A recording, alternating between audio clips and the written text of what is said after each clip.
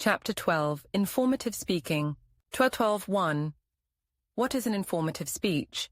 Defining what an informative speech is can be both straightforward and somewhat tricky at the same time. Very simply, an informative speech can first be defined as a speech based entirely and exclusively on facts. Basically, an informative speech conveys knowledge, a task that every person engages in every day in some form or another. Whether giving someone who is lost driving directions, explaining the specials of the day as a server, or describing the plot of a movie to friends, people engage in forms of informative speaking daily. Secondly, an informative speech does not attempt to convince the audience that one thing is better than another.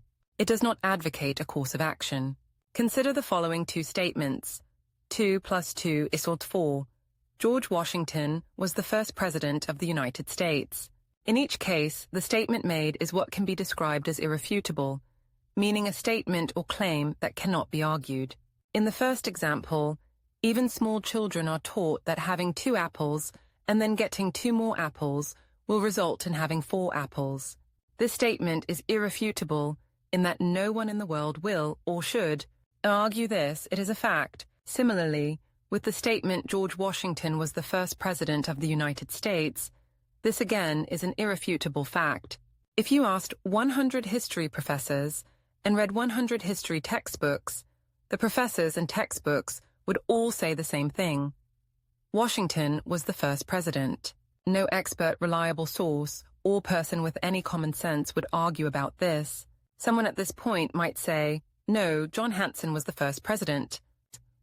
However, he was president under the Articles of Confederation for a short period, November 5th, 1781 to November 3rd, 1782, not under our present Constitution. This example shows the importance of stating your facts clearly and precisely and being able to cite their origins.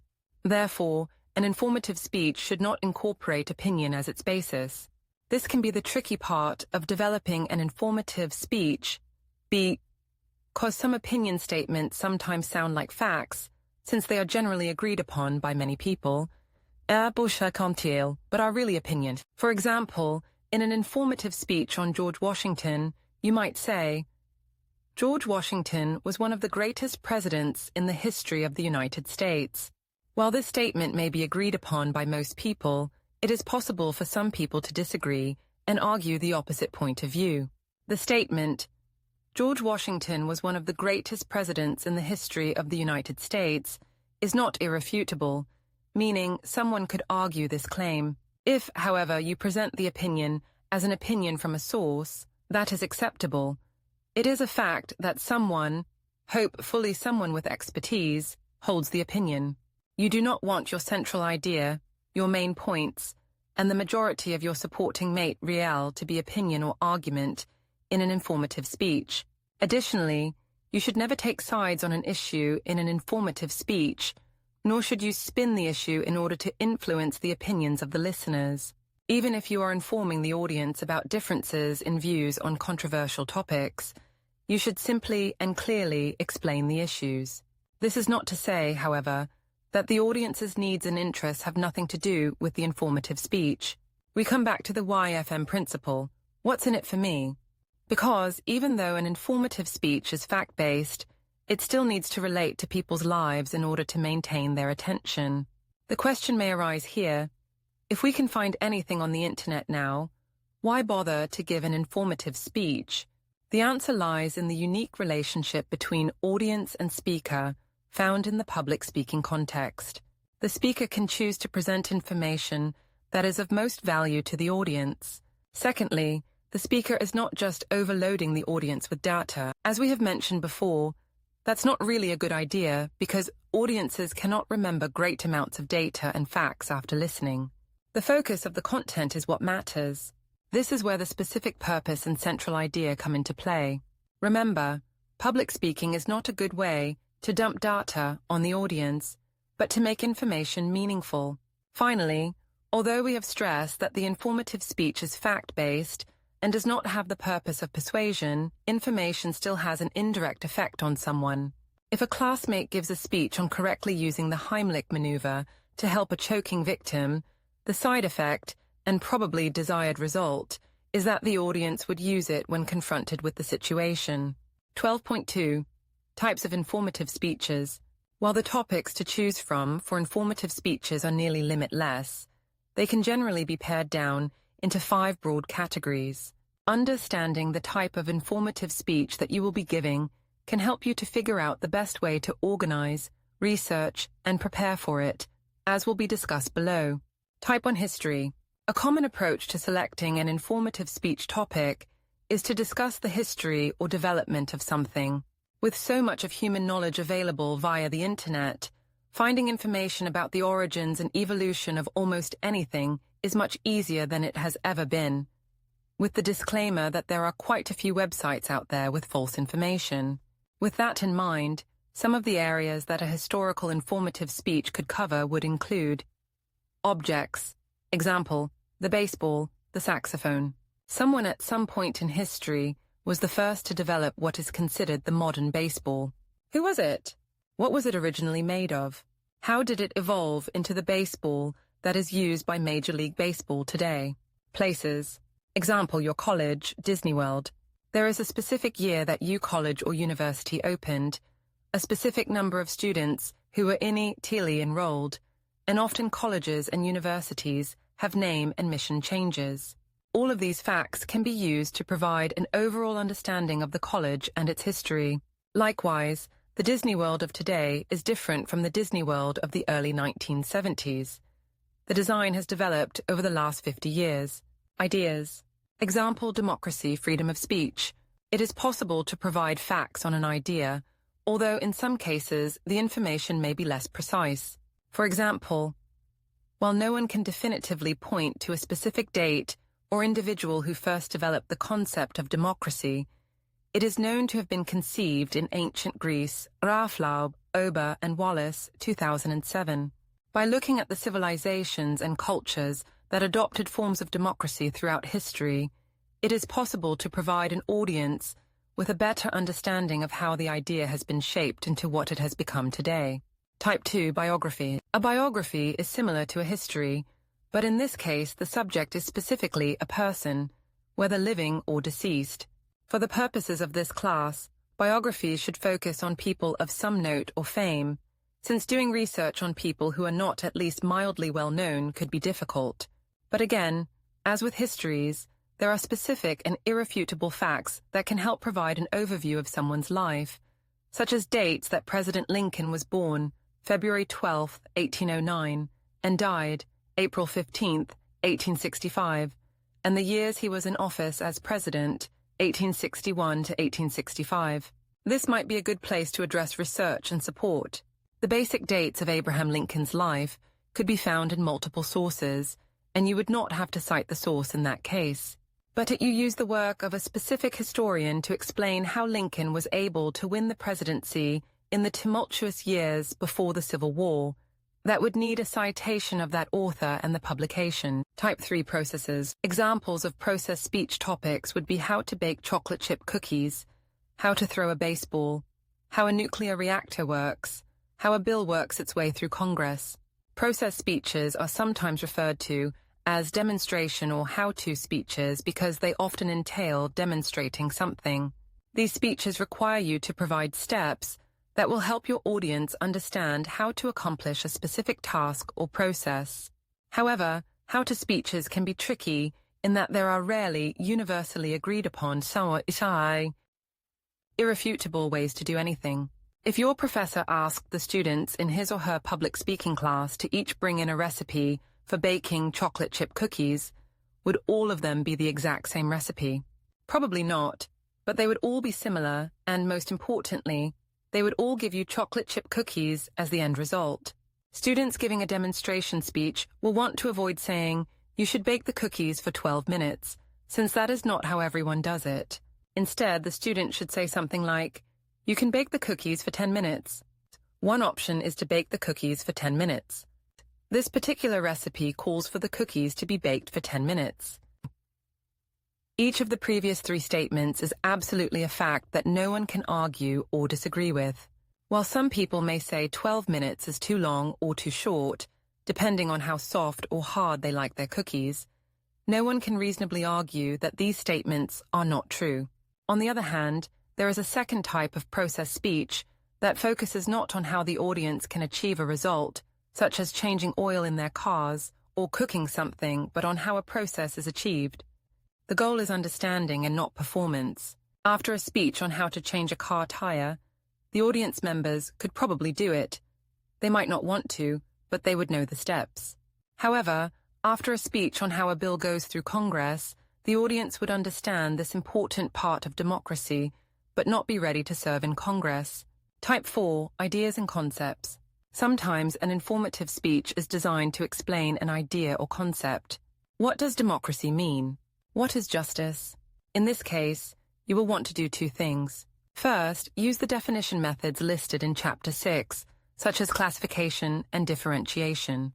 The second is to make your concept concrete, real, and specific for your audience with examples. Type 5, Categories or divisions. Sometimes an informative speech topic doesn't lend itself to a specific type of approach, and in those cases, the topics tend to fall into a general category of informative speeches. For example, if a student wanted to give an informative speech on the 4 C's of diamonds, cut, correct, color, and clarity, they certainly wouldn't approach it as if they were providing the history of diamonds, nor would they necessarily be informing anyone on how to shop for or buy diamonds, or how diamonds are mined. The approach in this case would simply be to inform an audience on the 4 C's and what they mean. Other examples of this type of informative speech would be positions in playing volleyball or the customs to know when traveling in China. As stated above, identifying the type of informative speech being given can help in several ways: conducting research, writing the introduction and conclusion. But perhaps the biggest benefit is that the type of informative speech being given will help determine, to some degree, the organizational pattern that will need to be used in Chpt 6. For example, a how-to speech must be in chronological order. There really isn't a way, or reason, to present a how-to speech other than how the process is done in a time sequence. That is to say, for a speech on how to bake chocolate chip cookies, getting the ingredients, main point 1, must come before mixing the ingredients, main point 2, which must come before baking them at main point 3. Putting them in any other order will only confuse the audience. Similarly, most histories and biographies will be organized chronologically, but not always. It makes sense to explain the history of the baseball from when it was first developed to where it is today, but certain approach to histories and biographies can make that irrelevant. For an informative speech on Benjamin Franklin, a student might choose as his or her 3 main points. 1. His time as a printer. 2. His time as an inventor. 3. His time as a diplomat. These main points are not in strict chronological order because Franklin was a printer, inventor, and diplomat at the same time during periods of his whole life. However, this example would still be one way to inform an audience about him without using the chronological organizational pattern. As for general informative speeches, since the topics that can be included in this category are very diverse and cover a range of subject matter, the way they are organized will be varied as well. However, if the topic is types of something or kinds of something, the organizational pattern would be topical.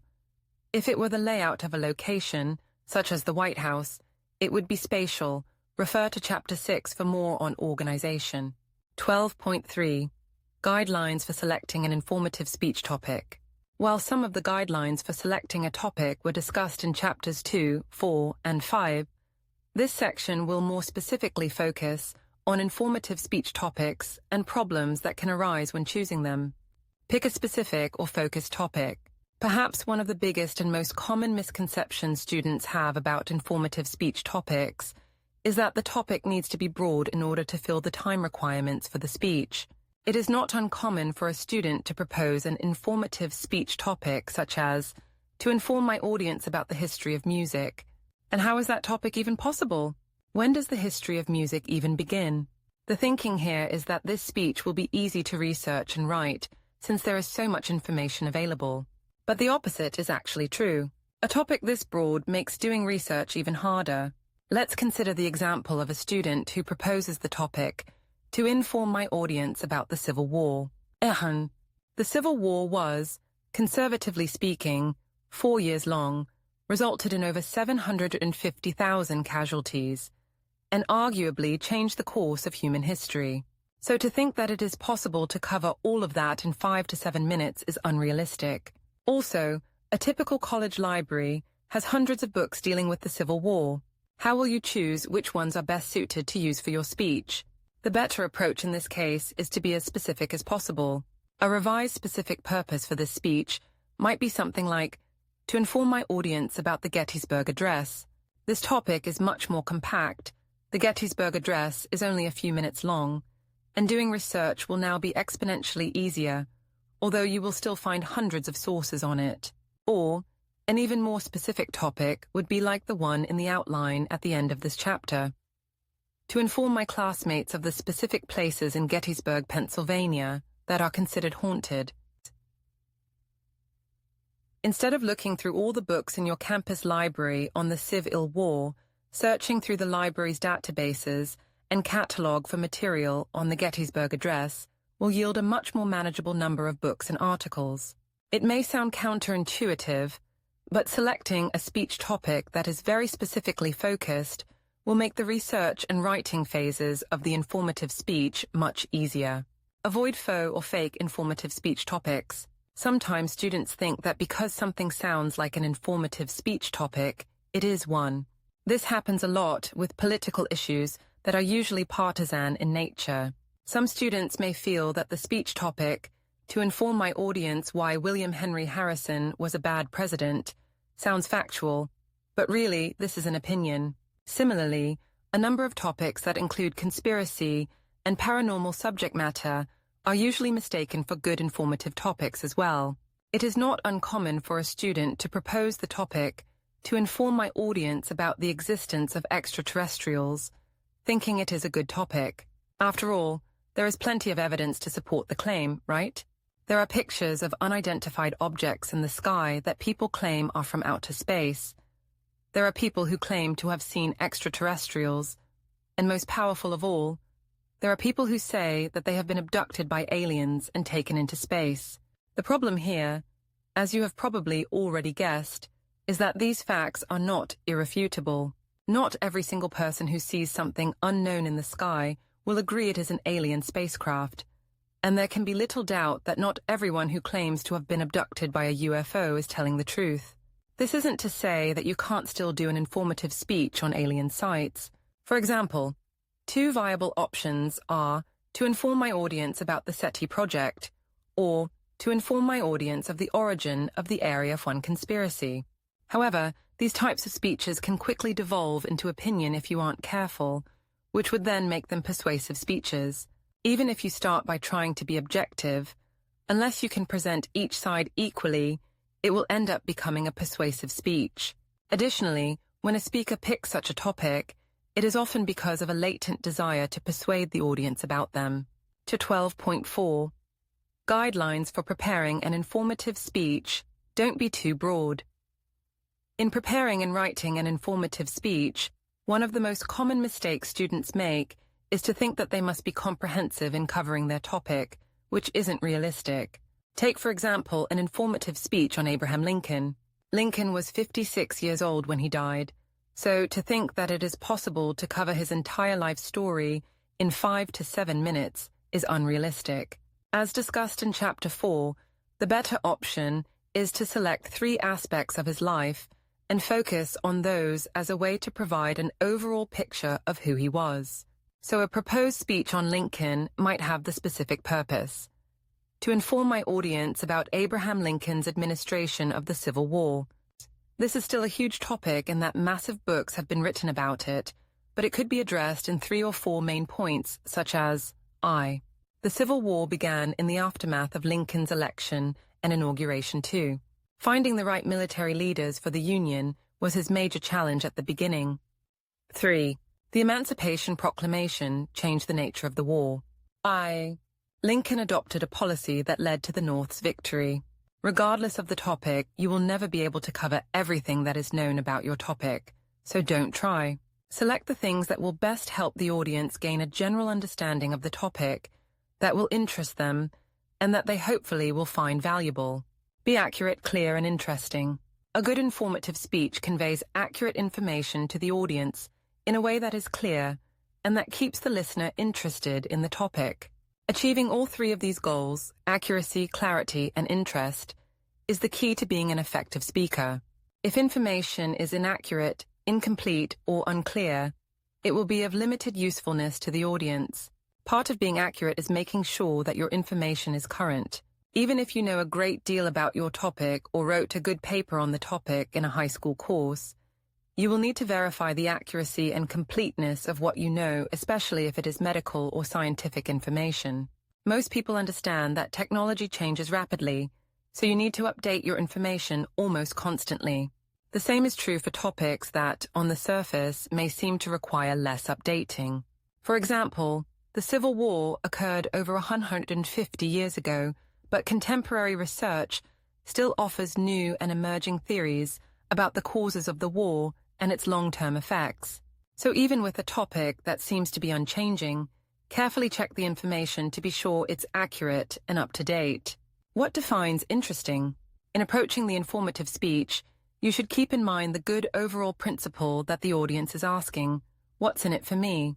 The audience is either consciously or unconsciously wondering, what in this topic for me? How can I use this information? Of what value is this speech content to me? Why should I listen to it? One reason this textbook uses examples of the Civil War is that the author's college is located by several Civil War sites and even a major battlefield. Students see reminders of the Civil War on a regular basis. You might consider it one of the jobs of the introduction to directly or indirectly answer these questions. If you can't, then you need to think about your topic and why you are addressing it. If it's only because the topic is interesting to you, you are missing the point. For example, why should we know about Abraham Lincoln's administration of the Civil War? Obviously because it had significant long-term consequences to Americans, and you should articulate that in terms the audience can understand. Keep in mind audience diversity. Finally, remember that not everyone in your audience is the same, so an informative speech should be prepared with audience diversity in mind. If the information in a speech is too complex or too simplistic, it will not hold the interest of the listeners. Determining the right level of complexity can be hard. Audience analysis is one important way to do this. Watch Chapter 2. Do the members of your audience belong to different age groups? Did they all go to public schools in the United States, or are some of them international students? Are they all students majoring in the same subject, or is there a mixture of majors? Never assume that just because an audience is made up of students, they all share a knowledge set. 12.5. Giving informative speeches in groups. There are instances where you will be called upon to give an informative speech as part of a group of other informative speakers. This situation may be referred to as a panel or as a symposium. The difference is that in a panel, the focus is on a discussion by experts in front of an audience. The expert speakers may start with an opening statement, but typically the panelists are seated and their opening remarks are designed to present their basic position or stance, and the bulk of time is spent in question and answer from the audience, from the moderator, or from each other. A symposium is more formal, and the experts or presenters have put together prepared speeches on different aspects of an overall topic. For example, they may all be experts on juveniles in the criminal justice system, but they have chosen or been assigned a specific informative topic for the audience, who are probably also professionals in that field. One might speak on challenges with legal representation for juveniles, another on family reconciliation, another on educational opportunities, and so on. While there may be time for question and answers at the end, the bulk of the time is taken up by the prepared speeches. The author has used the symposium format in her teaching of the informative speech for over 25 years. The students at first are skeptical, but usually afterward they see the benefit of the experience in the classroom. For one thing, instead of a class of 25-30 separate and unrelated informative speeches in the class, there are 4 sets of related speeches that explore a topic in more depth.